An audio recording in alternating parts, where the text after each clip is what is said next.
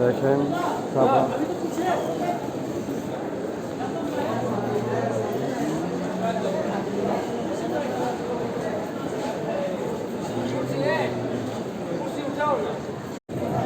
দেখেন এটা হচ্ছে একবারে কাবার নিচের তলা তাওয়াফ করার জায়গাটা,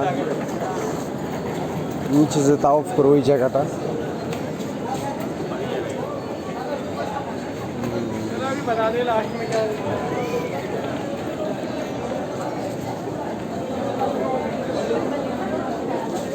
এখানে এখন এশারের নামাজ শেষ হয়েছে, অনেক মানুষ।